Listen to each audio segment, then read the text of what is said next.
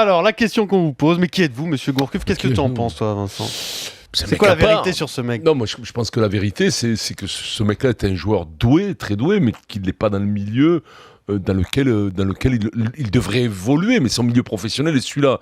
Donc il y a un décalage entre lui et son milieu. Alors je dis pas, c'est une différence peut-être de niveau, d'intellect, je sais pas, de tempérament, d'envie. Il s'intéresse à plein de choses. Alors il s'excuse souvent de s'intéresser à plein de choses, mais c'est vrai qu'il est quand même mis un peu au banc dans son milieu. Alors il faut qu'il marque des buts incroyables, qu'il marque contre le leader de Marseille, qu'il fasse une énorme saison, mais le jour où ça va pas, on l'a vu pendant 3-4 ans, c'est effroyable ce qui lui arrive, quoi. Je veux dire, c'est l'inquisition qui lui tombe dessus.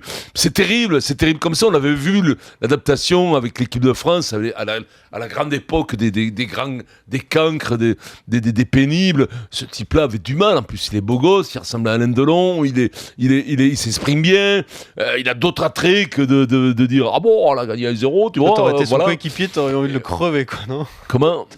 Non, non, parce que non, mais c'est pas ça. C'est que je pense que ces mecs-là avaient de la place peut-être avant, mais là, dans le foot actuel, ce genre de mecs n'ont plus leur place, quoi. Il faut être à 100% dans la tronche. Tu sais, sincèrement, je comprends ce qu'il peut ressentir dans un groupe quand tu ressens pas comme les autres. Au bout d'un moment, ça agace vite tout le monde. C'est normal, alors, c'est comme ça. Je crois que ce mec est vraiment en décalage avec son milieu et on ne.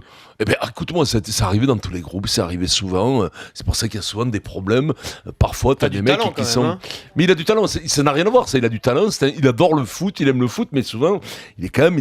C'est vrai que des fois, il est quand même, sans être dans la confidence, mais en regardant un peu de l'extérieur, il y a des fois quand même, quand il était en équipe de France, avec certains mecs, il n'y avait pas besoin quand même qu'on te le souligne qu'il était souvent parfois en décalage. Pas en décalage je parle pas que d'intelligence, mais un décalage de vie, quoi, de tenue, de bulbe, de tenue, ne serait-ce que tu le vois, voilà, et donc automatiquement, c'est compliqué, quoi. Eric. Écoute, moi j'ai du mal à changer mon jugement par rapport à un match. Alors on va le laisser. Il tourne bien depuis le début de saison, non, Eric? Pardon? Il tourne bien depuis le début de saison, non? C'est son deuxième match. Ouais, il revient. Troisième, non? Ouais, mais non, mais je dis deuxième. Il a marqué, non, déjà? Je dis deuxième. Troisième en tant que titulaire. Je dis deuxième pour exagérer, les gars. Il a été blessé une grande partie du début de saison. Bien sûr. Depuis qu'il est à Lyon, ça fait combien maintenant, Pierrot?